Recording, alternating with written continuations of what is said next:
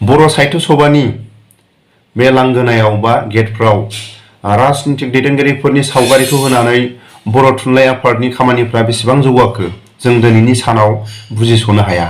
आरो बै समाव बर' थुनलाइ आफादखौ जायफोर कमलाकान्त सारमोन आरो गुबुन गुबुन माखासे दैदेनगिरिफ्रा बर' साहित्य सभाखौ बेसेबांबा सम बर'नि माखासे जौगानाय खामानिफोरखौ मावबोनाय दैदेनगिरिफोरनि सावगारिखौ होयोबा माबा मोनसे लस जागौमोन नामा?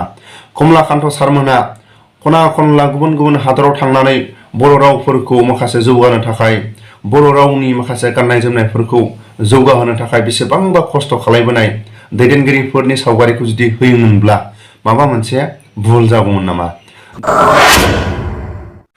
गिबि गिबियावनो दिनैनि बे सानाव आंनि गोसो गोरबो सिंनिफ्राय बर' थुनलाइ आफादनि बिबानाव मोननाय गोदानै डक्टर सुरत नार्जारि आरो लोगोसे प्रसान्त बर' सार आरो लोगोसे गुबुन गुबुन बिबानाव गोदानै बिबानाव होजानाय सारमोननिसिम आंनि गोसो गोरबो सिंनिफ्राय हाजासे आं गोजोननाय जासिहरो। डक्टर सुरत नार्जारि सारखौ बर' थुनलाइ आफादनि बिबानाव होनायखौ रायजो राजाफोरनि खाथियाव आं मोनसे सोंलु खालामो। बिथाङा राजनीतिक हान्जायाव माखासे समखौ होबोनायखौ जों नुदोंमोन आरो दिनैनि समाव बर' थुनलाइ आफादनि बिबानखौ लानानै बिथाङा बेसेबां खामानि मावलांनो हागोन आरो बिथांनि बैसोखौ जों खोनानो मोननाय बायदिब्ला 85-83 बैसोनि मानसि। अब्ला बर' थुनलाइ आफादनि माखासे खामानिफोरखौ मावलांनो थाखाय आरो माखासे खामानिखौ स्पिड मावलांनो थाखाय बे सारनि बैसोखौ जों नायोबा हाख'वा जों नुहुरो। दानि बे बोथोराव माखासे खामानिखौ मावनो थाखाय ओरैबायदि स्पिड जानांगोन आरो माखासे बैसोआ सांग्रां जानांगोन। जों बेबायदिखौ माखासे जोंनि बर' रायजो राजा आंनि चेनेलनि नायगिरि आं बयनावबो सोंलु खालामो।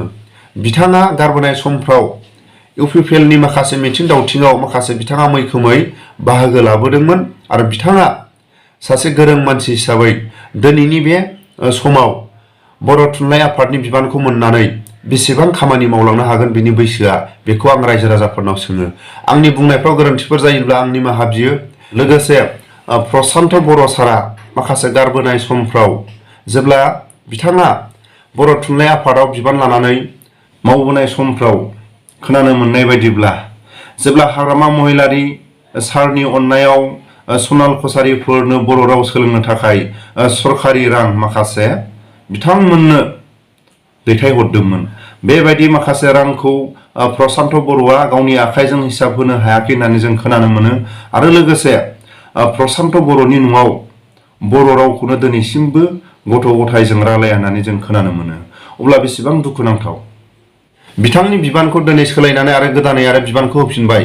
अब्ला बर' थुनलाइ आफादनि खामानिखौ मावलांनो थाखाय जोङो बेसेबां बिथांनि माखासे खामानि मावलांनायखौ जों गोग्गो नुहुरो। माखासे गारबोनाय समफ्राव जुदि सनाल कसारिफोरनो बर' राव सोलोंनो थाखाय माखासे सरखारि रांखौ दिनैसिमबो बहा बाहायखो बहा दोनखो दिनैसिमबो बेफोरनि हिसाबखौ रायजो राजाफोरनो हिसाबखौ गुवारै दिनैसिमबो फोरमायाखै। अब्ला जों दिनै बर' हारिनि गेजेराव बर' थुनलाइनि दैदेनगिरिफोरनि सायाव जों साननो गोनां नङा रायजोफोर। नाथाय बर' हारिनि गेजेराव बयबो सोलोंथाइ नांगौ होनना बुंदों। नाथाय सोलोंथाइखौ बोरै जागोन? जायफोर गारबोनाय समफ्राव कमलाकान्त सारमोननि जेब्ला बर' थुनलाइ आफादनि बिबानखौ लानानै मावबोदोंमोन, बेबायदि समाव दिपेन बर'आ सासे फोरोंगिरि हिसाबै बिथाङाबो जाबोदोंमोन। फोरोंगिरि हिसाबै बिथाङा मावबोदोंमोन आरो दिनैनि बे आबसुनि बिबान लानाय समाव बिथाङा बिथांनि जायगायाव सोर दं? अब्ला जों दिनै बुंनो गोनां, जुदि सोरबा फोरोंगिरिखौ जुदि लाबोनानै सोरबा आबसुनि लिडार खालायोबा आरो जायफ्रा राजनीतिकजोंनो गोजावनानै थायो बेबायदि दैदेनगिरिफोरखौ जुदि दिनैनि समाव बर' थुनलाइ आफादनि बिबानगिरि होयोबा अब्ला बर' थुनलाइ आफादा बोरै जौगालांगोन? जों बे सोलिबाय थानाय समाव जों बुजिस'नो हायाखै। नाथाय जों गारबोनाय समफोरखौ गोसोखाङोबा हिसाब पत्र होनो हायाखै आरो बेबायदि दैदेनगिरिफोरखौनो जुदि बिबानाव होसोमबाय थायोबा बेसेबां खामानि मावलांनो हागोन? अब्ला जों दिनैनि बे सानाव बुजिस'नो हाया जों नुहुरो। आरो लोगोसे माखासे समफ्राव जोंनि खोनानो मोननाय बायदिबा बिबानाव आरो बिथांखौ सोलायनानै होफिननायाव बेसेबां गनायथाव बेखौ आं बर' रायजो राजाफोरनि खाथियाव सोङो। आरो खोनानो मोननाय बायदिब्ला प्रसान्त बर'नि न'आवनो बर' रावखौ रायलाया। अब्ला बर' थुनलाइ आफादा बेसेबां जौगागोन बेखौ आं बयनावबो सोंलु खालामो। आरो गारबोनाय समफ्राव कमलाकान्त सारनि दैदेनबोनाय समाव दानि आबसुनि दिपेन बर' सारा सासे फोरोंगिरि महरै मावबोनो मोनदोंमोन। आरो बे फोरोंगिरि मावबोनायखौ दिनैनि बे समाव सोरनो होबोखो? दिपेन बर' सारा इंलिश टिचारखौ सोरनो होबोखो? दिनैनि समाव जों सोंनाय फिननाय खालायबा हयथ' जोंखौ गाज्रि मोननो हागौ। अब्ला बर' हारिया सासे फोरोंगिरि मावबोनायखौ जुदि गारनानै जुदि सासे आबसुनि बिबानगिरियाव थायोब्ला बर' हारिया बोरै जौगागोन बेखौ जों बर' हारिया साननो गोनां। आरो दिनैनि समाव बर' साहित्य सभानि माखासे पिक्सारखौ नायोबा राजनितिक दैदेनगिरिफोरनि सावगारिखौ होनानै बर' थुनलाइ आफादनि खामानिफ्रा बेसेबां जौगाखो जों दिनैनि सानाव बुजिस'नो हाया। आरो राजनितिक दैदेनगिरिफोरनि सावगारिखौ होयोबा बेसेबां मुलाम्फा रायजो राजाफोरनि खाथियाव आं सोङो। बै समनि साहित्य सभानि दैदेनगिरिफ्रा बेसेबांबा खस्थ' खालायनानै बर' मिडियामानो जा बर' माखासे हारिमुफोरखौ जिखुनु जाया बर'नि माखासे जौगानाय खामानिफोरखौ मावबोनाय दैदेनगिरिफोरनि सावगारिखौ होयोबा माबा मोनसे लस जागौमोन नामा?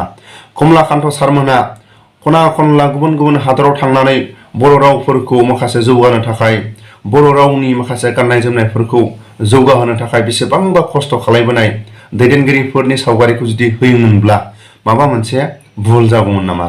दिनैनि समाव जायफोर थगायसुला जायफोर राजनितिका हर सान दिनैनि समाव बर'फोरखौ गुलाय गुजाय खालायनाय दैदेनगिरिफोरनि सावगारिखौ जुदि बर' साहित्य सभानि लांगोनायाव दोननानै बेसेबां गोजोननाय मोनखो आं रायजो राजाफोरनि खाथियाव सोङो। आरो लोगोसे बेसेबां जौगाखो? बेबायदि थगायसुला राजनितिक दैदेनगिरिफोरनि सावगारिखौ जुदि बर' साहित्य सभानि लांगोनायाव दोनोब्ला दिनैनि समाव जों बुजिस'नो हाया मानो थाखाय बर' साहित्य सभायाव राजनितिक दैदेनगिरिफोरनि सावगारिखौ होनानै दोनदों।